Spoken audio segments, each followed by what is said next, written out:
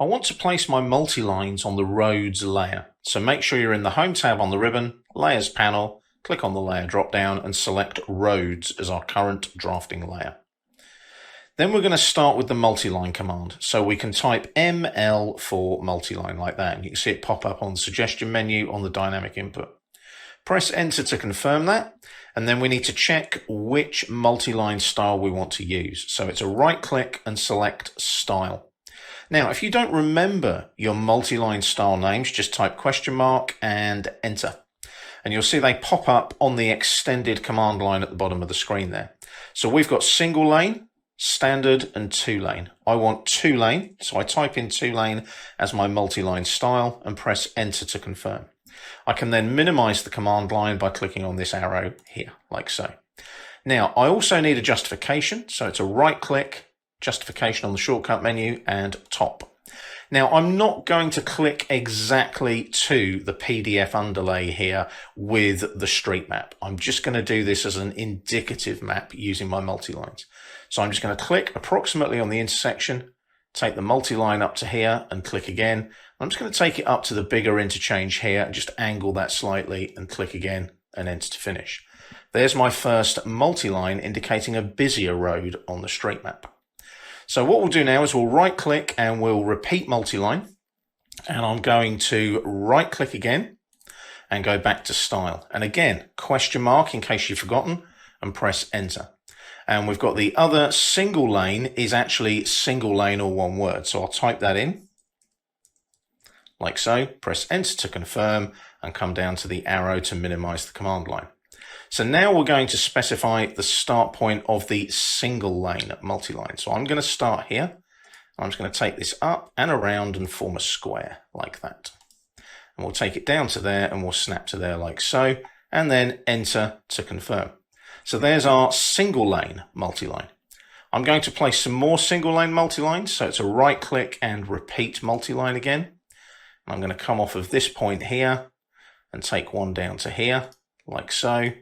And again, enter to confirm. Now you can see that one there hasn't joined. It's snapped slightly away from that particular multi-line. Don't worry about that. We'll use multi-line edit in a minute to fix that.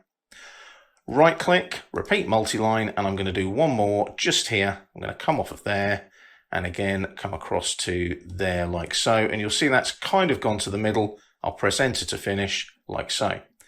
Now, what we need to think about here is cleaning up some of these intersections. They're not perfect, as you can see, but you can select a multi-line and select a grip. And as you can see, I can move that over and just hit escape a couple of times using the grip if you want to.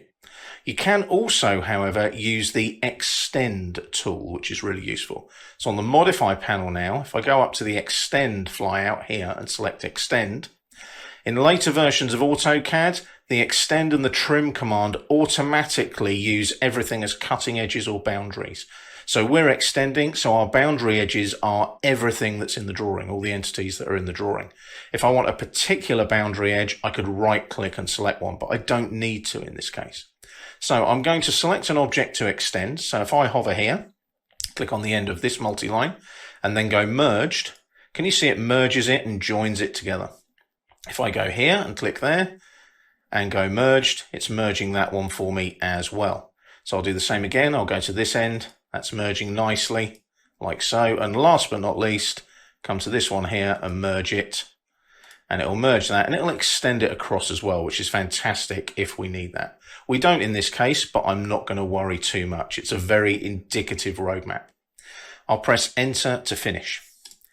Now I can edit crossed intersections really quickly and easily. We've got a crossed intersection here that looks somewhat untidy. So I can use ML edit, the multi-line edit command. So type ML edit and enter, and it will give you the multi-line edit tools available. Now the one that I want is a merged cross, this one here, because everything then merges together. Can you see where the dashed lines merge across? So I want a merged cross, and I simply select that one and that one. And can you see it merges it beautifully so that the lines cross nice and neatly? I'll just press enter to confirm that. Now we have one more down here where we need to merge this line with this line. Let's see how that works. So we type ML edit like so. And we've got the opportunity there to have a corner joint. So let's do a corner joint of this multiline and this multiline.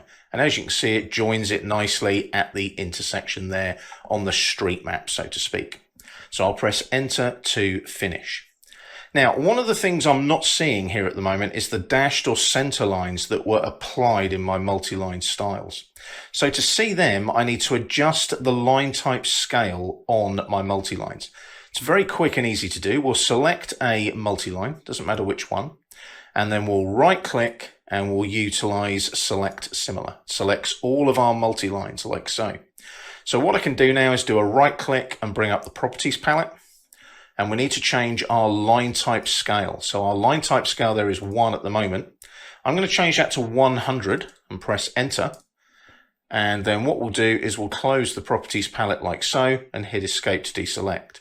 If we zoom in now, you'll see that we can see all of our nice dashed lines as they should look on our street map. Now, obviously, we need to zoom in a little bit to see those to get in a bit closer, but you can see that our multi-line styles have all our center lines and dashed lines.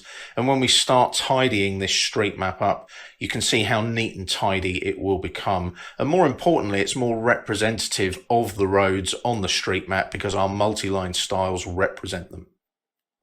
In these two videos, part 1 and part 2, we reviewed some techniques to use when creating and modifying multi-lines. We attached an image as an underlay to help place the multi-lines and adjusted the image appearance using the fade control on the ribbon.